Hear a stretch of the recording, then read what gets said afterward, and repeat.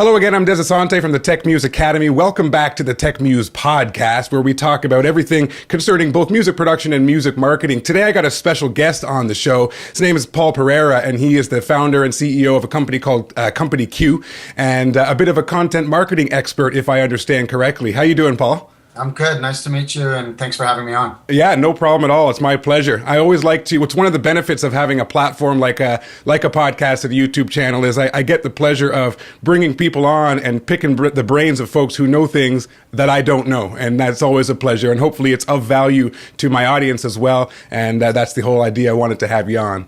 That's cool. Again, thanks for having me. I'm not sure I'm an expert, but I'm definitely a realist. So I'll definitely talk about what I do know, and hopefully it'll be some things you don't know, and maybe it'll be some things you do know. Absolutely. So just so you know, Paul, like I said, most of my audience is DIY musicians, and we do like to talk a lot about the marketing side of things and how one can put themselves out there. I'm a particular fan of content marketing and getting organic traffic from being out there and creating multiple points of discovery. So I'd love to get into that with you. But before we do, can you give us sort of the 25-cent tour? Who are you? What do you do? And where'd you come from? Yeah, I came from Portugal, where I was born, and immigrated here when I was about 7. But really, I got into music by working in retail, and I helped a little company called HMV launch about 12 stores here in the United States in the 90s. Okay. And from there, I transitioned to a more corporate job at a company called Muze, M-U-Z-E, who were bought by Rovi, which obviously owned All Music Guide, as you know. But it's interesting we're talking because I was also a musician and played live and had a couple of bands and actually spent a lot of time, not necessarily marketing my music, but being a DIY musician and having a full-time job as well. Sure. So at some point while I was at Muze, I was the editor-in-chief there. I got this idea to start building custom content for brands and clients who needed a la carte pieces of content to dress up their websites or dress up their product or service campaigns. And Muze wasn't offering that. They were an all-in-one metadata content platform. Right. So I built the company Q out of the idea that, hey, let's start building custom content and do little pieces to support whatever campaigns are going on. Now they call it content marketing. When I started the company, I don't think it was called that. I still called myself an editorial services company, and I still do call myself that. But the new play for us is that we've gone global. We're in 44 countries and 28 languages. Very good, very good. That's an accomplishment. And business as well, I assume? Yeah, it's pretty good. We're still a boutique shop, meaning we have 12 clients at the moment, and we do custom projects for each one. So I don't have a rinse and repeat model. I don't have a database. Everything we do is on a work for hire basis for each client. And would you classify the company as consulting, or you're more of a service provider? Yeah, that's a really good question, because agencies tend to be in the consultancy game, and it's a great game to be in. I always tell potential clients that I'm in the execution game. So we tend to take on projects once they've been realized by the product teams and the marketing teams. Right. And then we execute on that. That said, I consult on just about every project and client we work on. I just don't have that as like an added layer. Of course I consult. Gotcha. Everybody consults that builds content. And I have a lot of experience building content. But we're not primarily a consultancy business, but that's a good question. Okay, fair enough. And so you're saying, if I understand you correctly, that you're helping companies after they've already got an established presence, they've got product to sell, whatever that may be, whether it's physical products or otherwise, and you're helping them accentuate their campaigns that are already in existence. Can you tell us a little bit about exactly how that works? Yeah, absolutely. So yes, in most cases that's how we operate. For example, with a company like Napster, who relaunched in Europe about 3 years ago, we helped them build content, and we supported their editorial services in about 17 languages and 10 territories, right? So what we did is we provided the experts, the writers and the editors, to help build content for them. Gotcha. They had already established, sort of the campaigns. They established the content strategies. We weren't really part of much of that, although we did help a little bit on the metadata side. What we really did is they handed us the style guide, they handed us the requirements, and we built the content. Gotcha. So with a smaller company like Hotel Insider, hotelinsider.com, they didn't really have a core style guide. They didn't really have things as realized as some more established companies do. So we actually worked very close with them on building the tone and the style of the writing, and even the format and the lengths and the types of copy we created for them. Right. But in a lot of cases, they have a campaign already in place. They have a style guide in place. They just don't have it in Poland. They don't have it in Malaysia. They don't have it in France or Spain. We can localize that content, and we can help translate that into the cultural and other sort of what I would call regional nuances that exist globally. Gotcha. Okay, that makes sense. Yeah. And when you're talking about content, you're often referring to copy, like to blog posts and sales copy. And another good question. I think a lot of people tend to use the word content these days, and it applies to just about any media type. Mm-hmm. We specialize in copy. Gotcha. It's what we've specialized in for me personally, for about 15 years. But in the last 3 to 5 years, we've primarily been in copy, but we've done some video work. We're now moving more into video work and illustration and other graphic elements, right. But we've primarily been a copy-based company, yeah. Yeah, which makes sense, because even if you're putting together a video script or whatnot, it all starts from the copy anyway. So it's a good skill to have. It's a good service to provide, I imagine. So the one thing, there's actually two things that spring to my mind listening to you speak. One of them is a little bit more technical. You mentioned, and I noticed on your website, it's mentioned numerous times about metadata. Can you tell us a little bit about that and what that is, first of all, for those who are not aware, and how you use that and manipulate it to actually help someone with their marketing efforts? Yeah, that's a really good question. So this is a discussion I'm having a lot with companies, especially the creating side, meaning the companies that are then delivering the creation of whatever content it is. Let's say a song, and they deliver that song through some sort of standardized platform that gets delivered to a streaming service or to a retailer, right? So we've actually played the role of being part of the creation process and also the delivery process, mechanism, platform, and also the retail side, meaning direct to consumer step. And what metadata does and why it's so essential, it helps the artist, it helps the creator take control of what the definition of their product is, right? So say you've got an artist that does Latin music, right? That's a really broad term. Much like content marketing, Latin music is a broad term. Latin has many different, types of music and subcultures and genres and eras.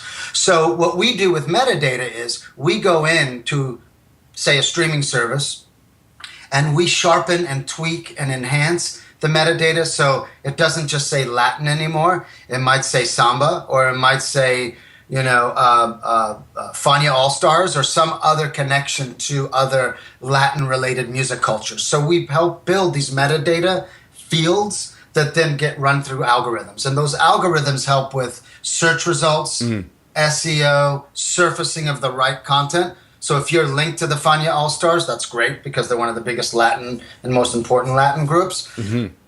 It helps you surface your content. So really what we do with metadata in most cases is we help, in some cases the streaming services and the retailers, but in a lot of cases the artists and the creators, to make sure that they're identified and represented properly.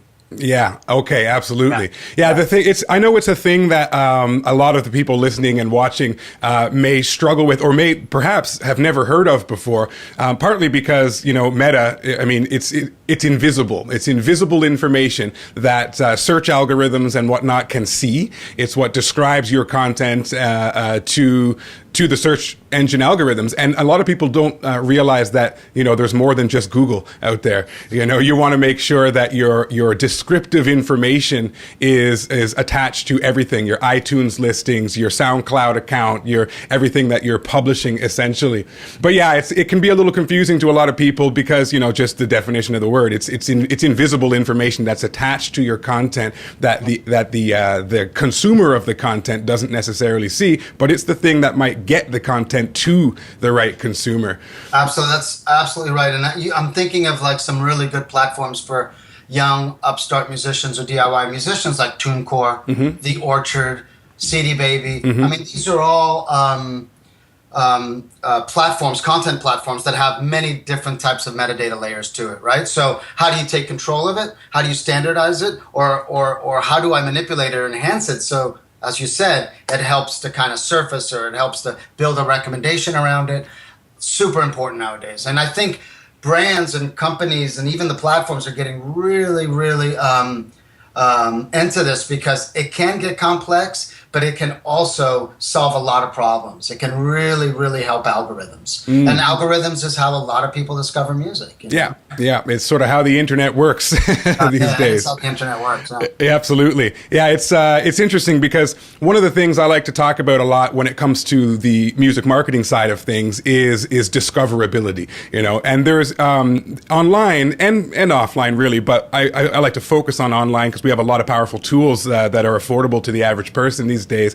There's two ways to get in front of new people, and that's organically or paid. And so, at any point in time, if you have a budget, you can throw up an advertisement and you can get in front of relevant people if you stop and think about it and get clever with your targeting. I'm a particular fan of Facebook ads because of the fact of the type of data, demographic data that they have. It's very easy to really target your ideal audience, especially as an artist. If you play, gypsy jazz, then you can find the people who are into gypsy jazz, in fact, into a specific artist who wear a specific type of shoe and have a certain kind of hairdo, if that's what you want to get in front of, right? And that's when it comes to the paid traffic side. But with the meta information that you're describing and some of these more algorithm manipulating types of practices, that's more about getting in front of people organically, in other words, for free. And that's normally a more complex game, because obviously you throw money at something, then there's going to be people on the other end that are going to happily take your money and do the job as best they can, whether that's via a Facebook algorithm or an actual, an ad expert, right? But when it comes to organic stuff, the type of content that you put out, the way in which you title the content, the keywords and tags that you use to describe that content, all of these things are going to help you get discovered organically. And like I said, in other words, without having to pay for it necessarily. Is there any specific advice you could give, maybe like the DIY musician, in terms of best practices for producing content? And obviously, we're producing not just music, but oftentimes it's YouTube videos and live streaming and all kinds of content that's around. Any advice come to mind? Absolutely, yeah. I mean, it's funny. Last week I had a meeting with. I can't talk too specifically about who I met with or what I did, but I spoke to two different platforms, and one of the common complaints that came from people on the inside of these platforms was that, we get a lot of information from artists directly where they just don't fill in all the fields. They just don't fill in the blanks. And really, if I can give any advice, is make sure you've got, as you said, the genre, the subgenre, the release year. This seems really basic, but you wouldn't believe how many people just don't fill this stuff in, right? Year of release, songwriter, any other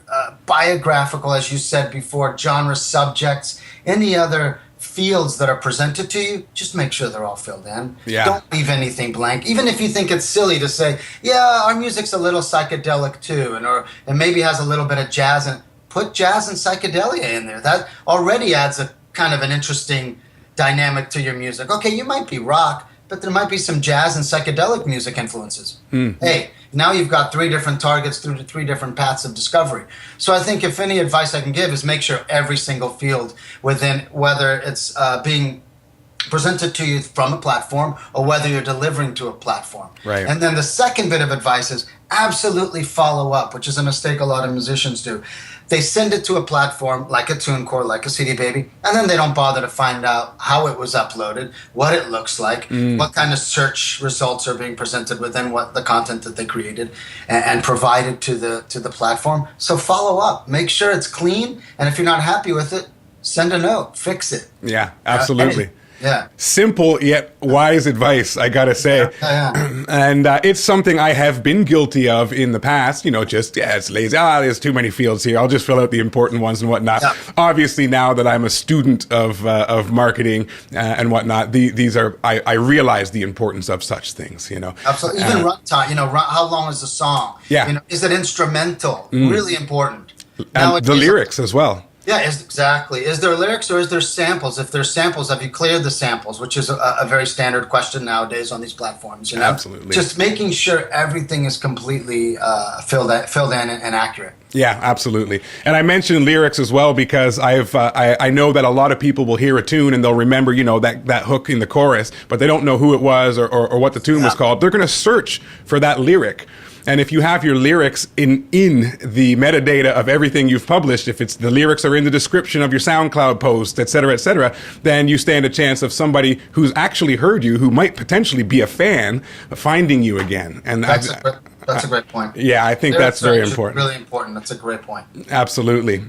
Okay, so we've talked a little bit about Meta. Do you guys deal at all, or do you personally deal at all with the paid traffic side of things?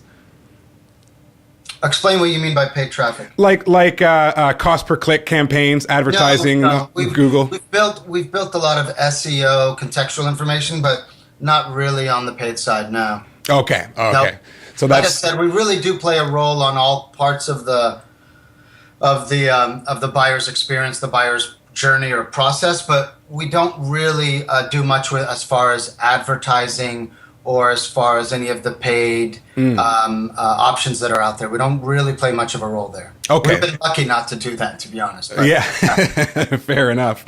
Okay, so if you were to sit down with an independent artist, a band or whatnot, and to sort of give them a little bit of coaching or advice as far as content itself, do you have any suggestions of different types of content or different best practices for producing your content that is going to help serve the needs of the artist, which ultimately is getting discovered by new fans, nurturing those fans, and turning them into super fans, which we also like to call customers, right? Yeah, I mean again, I always say the same thing, which is what is the core audience, right? So when you have a core audience, or I guess what they call nowadays, I'm not a mega fan, but what's the word I'm searching for here? Anyway, someone who really loves you, right? So you have a fan who really loves you. You have your core audience. The first thing I always say is, what are you giving them, right? So what are you feeding your core audience? Say you only have 1,000 followers on Facebook, right?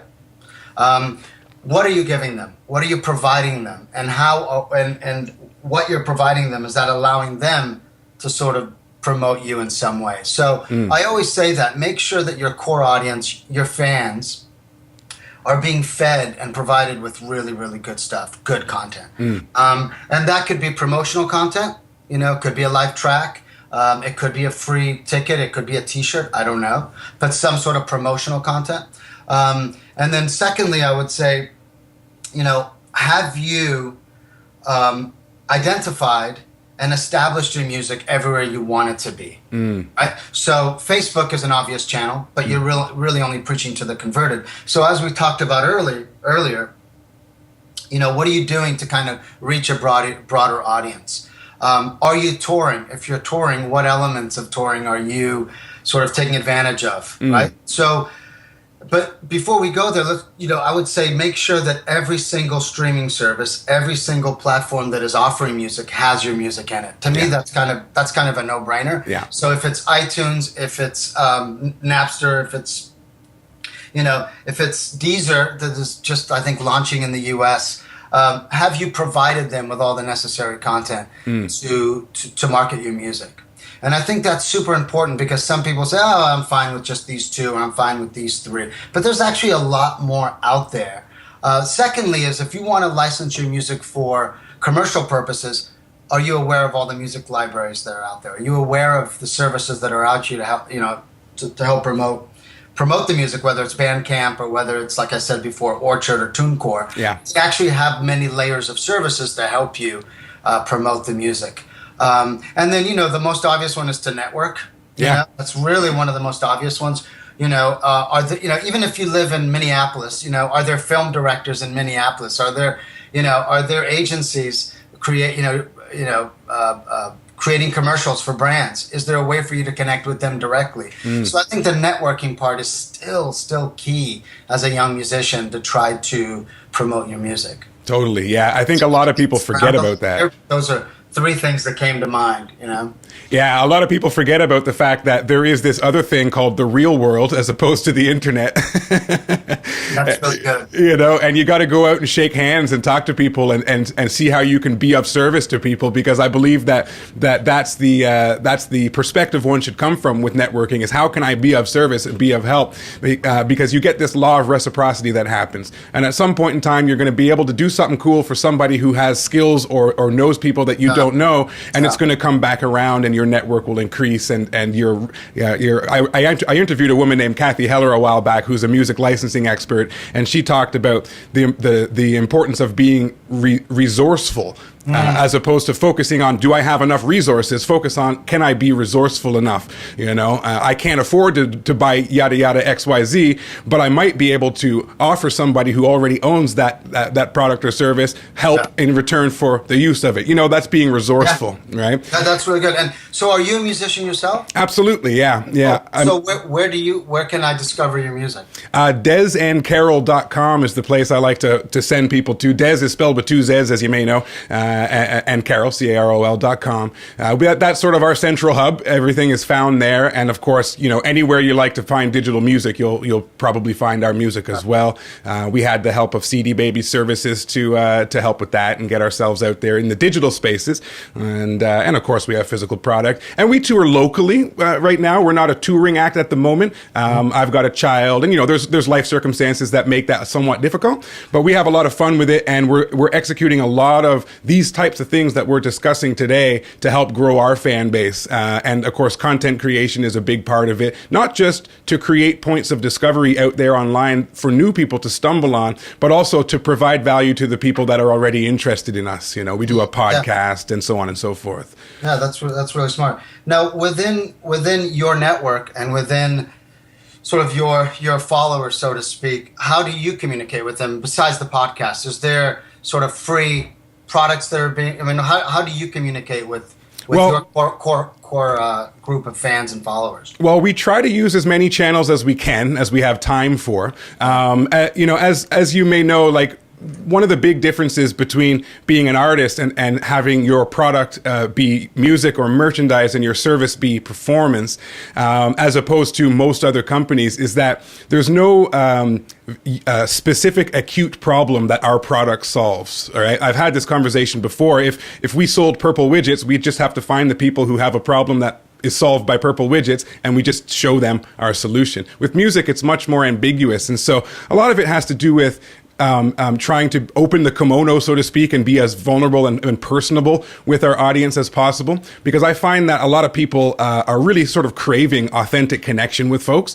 And I found that in our short experience, we've only been at it for a couple of years now, that the more open and vulnerable and honest that we can be in public in as many places as possible, as consistently as possible, the more those people who do resonate with us and our personalities start to move closer towards that super fan level, which where it's at the point where they want to support us, whether that's buying our album or just simply sending us a tip or becoming our patron on Patreon, if you're familiar with the service. Patreon is fantastic. It's a way for content publishers to have their fans essentially tip them to support them in their content. So they're not buying anything. The content we publish there is free and will always be free. But this is a way for someone to say, you know what, I want you to keep going. Here's $1 every time you put out something new, or $10 or $100 or whatever, however generous they're feeling.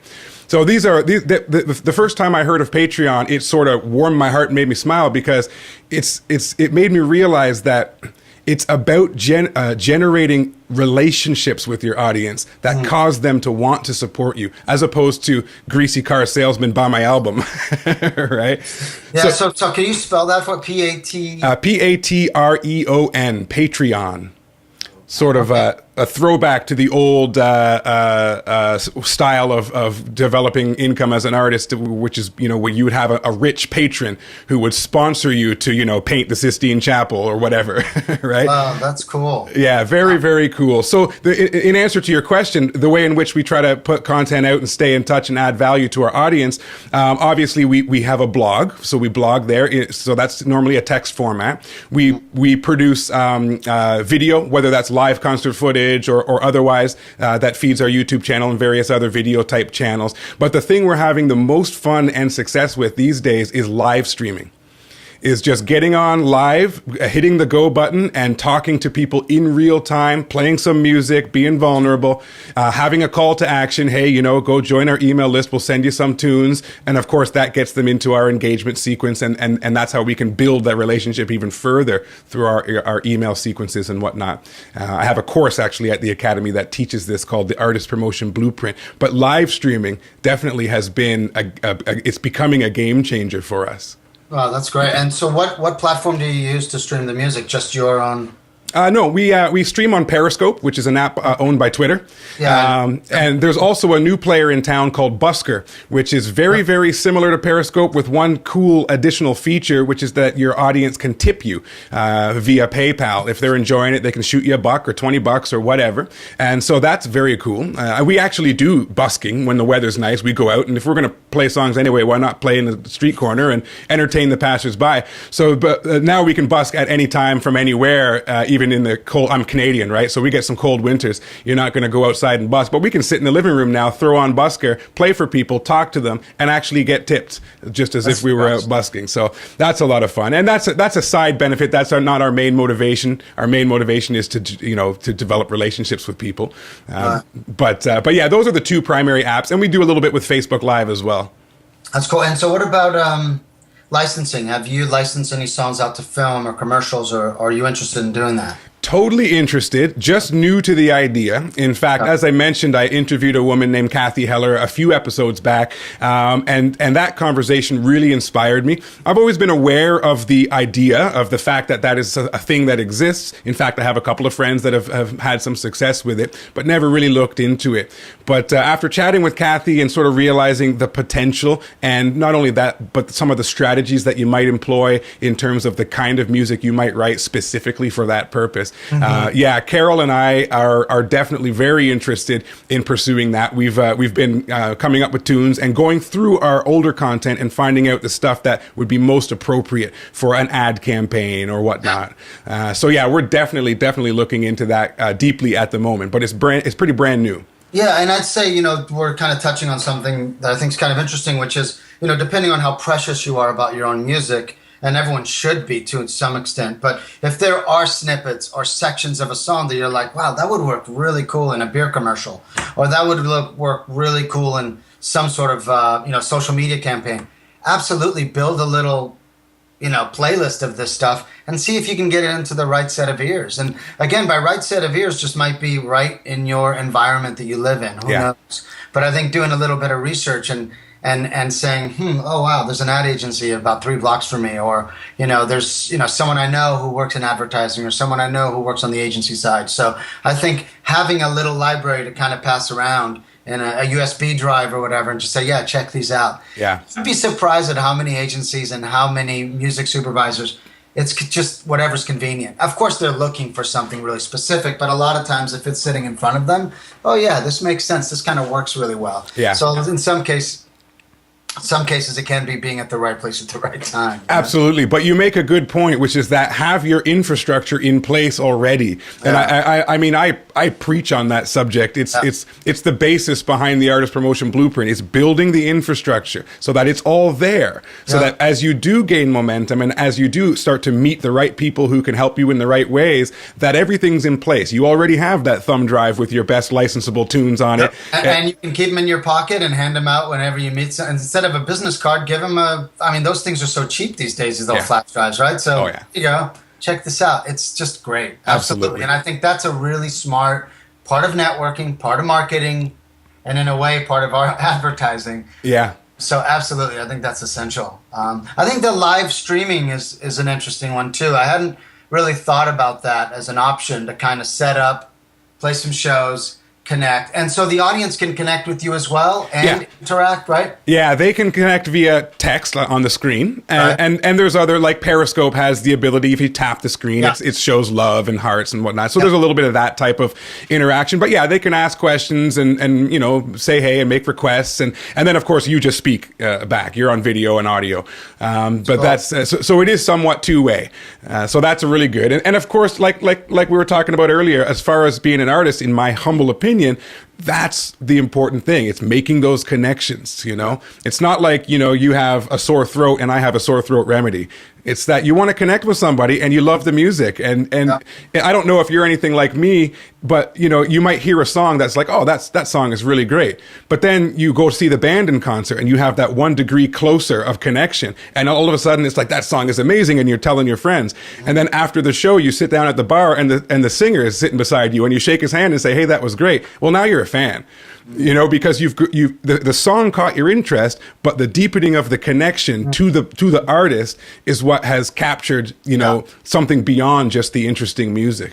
Yeah. Would you agree with that in your personal opinion? Yeah, absolutely. I mean, the human interaction is absolutely essential. I've been to many shows. I've met a lot of artists. I've connected with a lot of people. Absolutely, it strengthens the bond. You know, beyond artistic, obviously, to a personal level. Sometimes it doesn't work, but in most cases, it absolutely works. Absolutely. Yeah.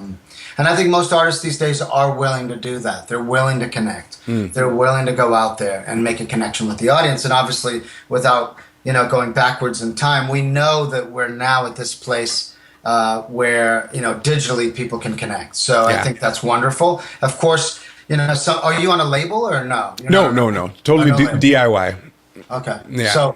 So most of the people you're talking to are also not on a label, and that's not okay. Smart. That's correct. Yeah. Okay, cool. Yeah, so we're having a lot of fun with it. We're making strides. Obviously, we're playing the organic traffic game, which is a long game. There's ways for artists to play with the paid traffic side of things as well. Perhaps we'll have another conversation in the future on that subject. But a lot of that comes, you know, really boils down to nailing down your genre.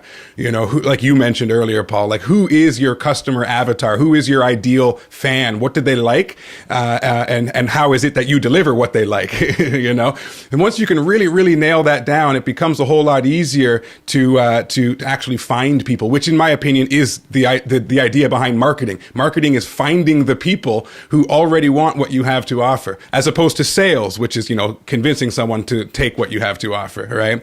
That's a really good point. And I think identifying your audience is key. And I think, of course, identifying the genre is a good start. But I absolutely agree. I think finding that audience, how do you connect with that audience? And of course, like we talked about before, the metadata, the biography, you know? Yeah. Another key thing we haven't really talked about is make sure you have a really solid biography. I would even argue pay an editor to write it, pay an editor to fix it for you. I read a lot of biographies that are just kind of like, you know, 300 words, exactly what you'd expect. But, you know, stretch out on the biography. Really try to connect with your audience through a biography because it does work, you know. Absolutely, it's essential to have that and have control of how you're perceived publicly, and I think it's a good way to connect with an audience as well. Absolutely. Now, I don't know if you're an expert on this or not, but just in your personal opinion, as far as a biography is concerned, what do you think would be more appropriate, to have a sort of third party, you know, like Dezz and Carol are blah blah blah, or to have it to be more from the artist, you know, I am. Yeah, I'd prefer a third party. Yeah. I mean, look, I think it's nice when artists write about themselves, but I don't think it's the best approach. You know, I think that is a situation where having a third party validate what you do, a third party sort of create some sort of authoritative, fun, of course, still fun and accessible, but an authoritative view, I think, does raise the bar a little bit. Of course, you should be quoted across a biography, you know. Without doubt, you know, tell us about your influences, or maybe even I even like bios that tend to be Q&A format. You know, I think that's a really new take and a nice approach to it. But you know, absolutely, I think that's where if you're going to spend a little bit of money, spend it on a really good biography. Spend it on really good copy that you can put on your site. Make sure you have the right touchstones to the music that you're creating. For example, if you're jazz and psychedelia, make sure you're referencing really great jazz and psychedelia bands that have been an influence on you. Right. Now, I think mentioning Nirvana as an influence to another hard rock grunge band is great if they've been a great influence on you. But I think, broaden your scope a little bit with who your influences are, and make sure that comes across in a biography or any other piece of text or copy that's communicating to your audience. Yeah, we really grew up listening to this, or we are really big fans of this specific album, or even just this one song. Yeah. It's a great way to... I mean, how many times do you go out to a party or an event or a wedding and someone's like, oh, I love the Replacements. Oh, I love the Replacements too. I just read the book Trouble Boys on the Replacements. Boom, that's a connection. Done. Yeah, absolutely. I'm going to be friends with this guy for a really long time, and I'm going to absolutely want to listen to his music. Yeah, no, I agree with you. I think the third party perspective bio does two things. Like you mentioned, it's hard for an artist to sort of brag about themselves. It doesn't come across. Yeah, that's another good point. And also the other thing is that it adds a little bit of what we call social proof. It's somebody else saying these guys are great, or these guys are this or that. And that's, I don't know if you're familiar with the book Influence by Robert Cialdini, Dr. Robert Cialdini. Mm-hmm. It's kind of like the marketer's Bible. And he's a scientist, and he did a study on the things that motivate people, that influence people to do what you would like them to do. Right. So obviously a lot of marketers have gleaned a lot of info, and he has these 6 different things. And one of them pertains to what we're talking about now, which is social proof. It's the idea that, if everyone's talking about it, then it must be worth talking about. Yeah. It's what I said before about validation. It really does do that. Yeah. And again, I don't think, and also read a lot of biographies that are just too colorful. Do you know what I mean by that? They're just like, oh, these flourishes, you'd think this band invented rock and roll, I think it's nice to kind of communicate in a much more sort of, oh yeah, these guys are really building an audience. These guys are, don't talk as though they're the most established rock and roll band in the South. No. It's good to also be somewhat realistic about, what the artist's impact is. Yeah, absolutely. So I think that's really good, because it also helps. It makes you feel like you're part of a movement that's discovering something too. Yeah. Yeah, so. And you want to, in my opinion, this is debatable, but in my opinion, you want to be as honest and authentic and genuine as possible. Yep. So pretending that you're some, way up here on a pedestal artist or whatnot, people's bullshit meters are on full effect, right? You're not going to be fooling anybody. So, and it's not like the 80s music scene where the artist is way up here and the lowly fans are down at the bottom of the mountain bowing. That's not really how it is. And I don't believe it's what people want anymore. I don't think so either. And I think it's look, I deal with this stuff all the time with the brands we deal with. And you can't BS anymore the way you used to, No. And I even, as a business, I try not to BS too much. It's like, look, here's what we do. Here's how we do it, Boom. You read so many pieces about how, there's these influencers, they have X amount of followers. Well, how good is their music? Yeah. Really what I want to know is how good is their music. Yeah. So I think essentially talk about the music, social media followers, what their social reach is globally. That's nice, but how good's their music? What's it about? What is it communicating? How do I connect with it? Yeah, that's what I like to call. I think you're right. I think authenticity is really important. Yeah, and like you're talking about, how many Facebook fans they have and whatnot. That's what I like to call vanity metrics. Yeah. You can brag about it, like TechMuze has 12,000 some odd fans, but that doesn't actually translate into money on the bottom line of my business. It's cool. I can tell people about it, but yeah, it's a vanity metric, pure and simple. And you're right. I'm going to use that from now on, vanity metric. Feel free. I'm going to credit you for it. I don't mind. I don't believe I coined the term, but by all means. Okay, so listen, Paul, I want to be respectful of your time, but I do have one other thing I wanted to pick your brain about, and that is the importance of branding for an artist. I mean, obviously, companies in general that sell whatever they sell place a lot of their attention and their budget on branding. How important is this as a music artist? And any suggestions or tips or best practices in terms of just the branding of your product and your person? Yeah, I think that's a really good question. I think, I think it depends on what your motive is, who you want to communicate, what your audience is. I mean, you have a lot of cases where, you do see a lot of people building these little mini empires. And by the time they're established, you're like, wow, they did a lot of really good groundwork. So I think if branding is another layer of communication, which I still think it is, it's a completely commercial layer of communicating to your audience, sure, I think it's important without being inauthentic, as we were talking about before. I think the authenticity part is super, super, super important. Yeah. So build a brand that communicates not only to your audience, but to you, that you're honest about, that you say, yeah, okay, yeah, let's do this. Let's build maybe you're, I'm just thinking out loud here, maybe you're building a product line based around you and Carol's music that is geared towards children, right?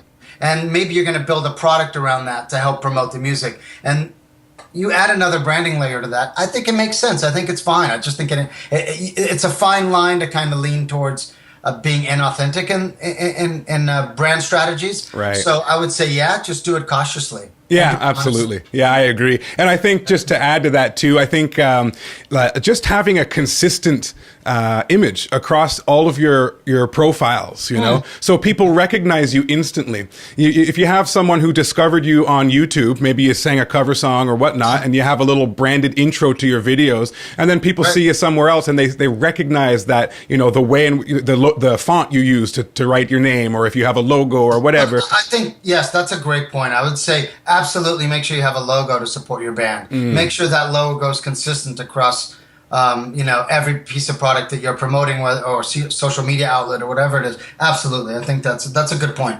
And that is a sort of hidden part of branding that people forget about sometimes, to have that consistency. I think that's a really good point. Yeah, well, I agree with you there. And listen, Paul, I appreciate you taking the time. I thank you greatly for offering some of your insights. It's like I say, I always try to bring people in who are in slightly different avenues of business or life that can add a different perspective to the conversations we usually have here on TechMuze. And I appreciate your input for sure. Where's the best place people can go to find out more about you and Company Q? And I think just companyq.com, companycue.com. Yeah, that's really the best place. CompanyQ.com has most of our information, our services, and really a short little bio on me. Okay, and very short. If someone wants to reach out and say, "Hey, can they do that?" There's a way to do that. We have an email sign up little section, and if we're always looking for writers and editors and experts globally. So if anyone's interested, musicians that have writing experience, have editing experience, send a note. It's hello@companyq.com. Send us a note. Awesome. Very good. Well, like I said, once again, thanks for your time, Paul. And I hope maybe we can touch base again and stay in touch. We talked about networking. This is part of what I like to do here, absolutely. Right? All right. Thanks so much, Dezz. And I'm going to check out your music as well. So please do. Let me know what you think if you get time. All right. Thanks, man. Take care. Okay, bye.